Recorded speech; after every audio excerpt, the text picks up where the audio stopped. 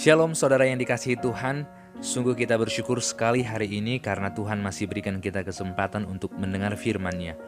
Oleh karena itu, mari kita meminta pertolongan dalam doa, kiranya Tuhan menolong kita bahkan menguatkan kita dalam mengerti dan juga melakukan firman-Nya, sehingga kita benar-benar dapat memuliakan Dia lewat apa yang benar yang dapat kita mengerti mengenai kehendak Tuhan.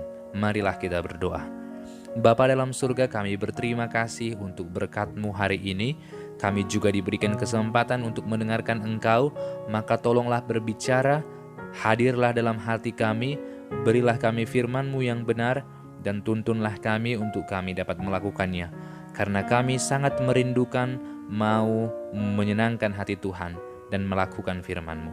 Dalam nama Yesus Kristus, amin.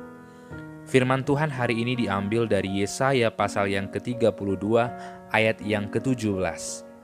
Di mana ada kebenaran, di situ akan tumbuh damai sejahtera, dan akibat kebenaran ialah ketenangan dan ketentraman untuk selama-lamanya. Saat kita berpikir apa yang menjadi kunci dari seseorang bisa tenang, mungkin ada yang berkata ketika mereka punya banyak uang, ada juga yang berkata ketika mereka punya jabatan yang tinggi, atau ada juga yang berkata ketika mereka disebut sebagai orang pintar, atau mungkin jikalau mereka punya banyak teman. Tetapi sesungguhnya orang-orang yang demikian mungkin terlihat tenang, tetapi justru orang yang demikian adalah mereka orang yang sangat khawatir. Mereka takut kehilangan hartanya, takut kehilangan jabatannya, takut kehilangan teman-temannya, dan takut kehilangan keluarganya. Justru ketenangan itu tidak dapat kita terima dari sesuatu yang berada di luar diri kita. Karena ketenangan itu seharusnya ada di dalam diri. Karena apa yang ada di dalam diri kita itu akan keluar dan itu akan memancar. Oleh karena itu, jikalau orang yang sedang bersedih, pasti ketika dia mau mencoba menutupinya itu akan tetap terlihat. Sehingga apa yang ada dalam isi hati seseorang, pasti itu akan dengan mudah terlihat dari luar. Sehingga berbicara mengenai ketenangan, itu adalah berbicara mengenai sesuatu yang berada dalam diri kita.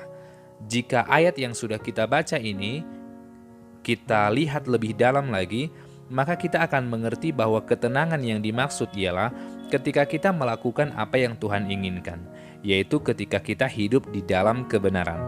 Oleh karena itu di sana dikatakan, di mana ada kebenaran di situ akan tumbuh damai sejahtera. Biasanya kalau banyak pertikaian, kalau banyak perdebatan, banyak konflik yang terjadi dan tidak kunjung selesai, itu artinya banyak orang yang tidak mau mendahulukan orang lain. Itu artinya juga kurangnya kasih di dalam komunitas itu. Sehingga ketenangan itu timbul dari ketika banyak orang yang berkumpul dan mereka hidup di dalam kebenaran.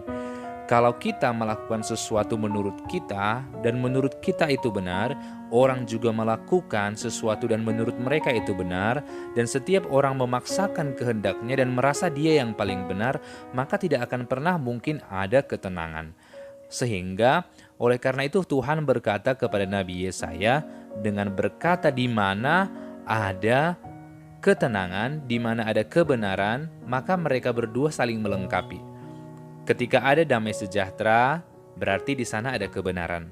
Ketika di sana ada kebenaran, maka di sana pun akan ada damai sejahtera. Sehingga damai sejahtera dengan kebenaran tidak bisa dipisahkan.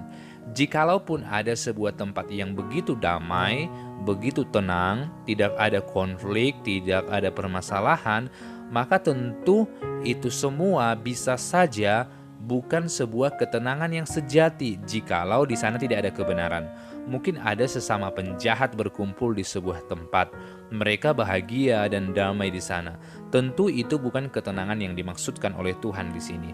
Ketenangan yang dimaksudkan Tuhan ialah ketika orang-orang percaya berkumpul dan mereka berjuang untuk melakukan kebenaran itu. Maka kita sekarang memahami sebuah prinsip bahwa ketika kita ingin hidup tenang, maka kita harus berjuang untuk hidup dalam kebenaran Tuhan. Mungkin kalau kita berjuang untuk hidup dalam kebenaran, tentu banyak sekali mungkin ujian yang akan kita terima.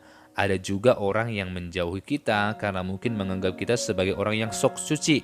Ada juga orang yang mungkin menganggap kita ini orang yang sangat eksklusif, artinya kita itu terlihat berbeda, tidak mau bergabung dengan orang lain.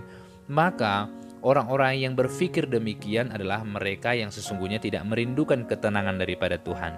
Sebab Tuhan meminta kita untuk hidup tenang tetapi melakukan kebenaran. Oleh karena itu banyak orang yang mencoba mencari ketenangan, pergi ke hutan, pergi ke gunung, pergi ke banyak tempat yang paling indah, tetapi mereka tidak menemukan ketenangan. Karena kunci dari ketenangan ialah ketika kita melakukan kebenaran itu. Sehingga banyak orang yang waktu itu dia berduka atau bersedih, banyak penderitaan, tetapi dia tetap hidup bahagia terlihat, hidup tenang, damai sejahtera. Karena apa? Karena mereka melakukan kebenaran.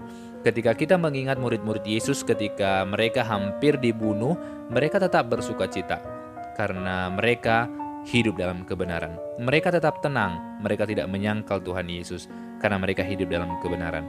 Maka jikalau kita ingin hidup tenang, peganglah kebenaran dan berjuanglah untuk melakukannya. Hanya itu kuncinya.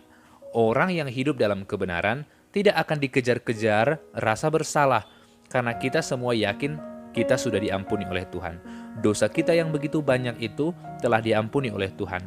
Maka kalau kita percaya kepada hal itu, maka kita akan bisa hidup tenang, bisa hidup dalam damai sejahtera. Kiranya Tuhan menolong kita untuk terus berpegang kepada kebenarannya dan berjuang melakukan apa yang Dia inginkan. Karena orang yang hidup dalam ketenangan adalah mereka yang hidup dalam kebenaran. Kiranya Tuhan menolong kita. Amin. Bapa dalam surga, tolonglah kami untuk kami terus memegang kebenaran-Mu dan melakukannya. Karena ketika kami ingin hidup tenang, kami hanya dapat mendapatkan ketenangan dalam Tuhan. Terpujilah Engkau, di dalam nama Tuhan Yesus Kristus kami bersyukur dan berdoa. Amin.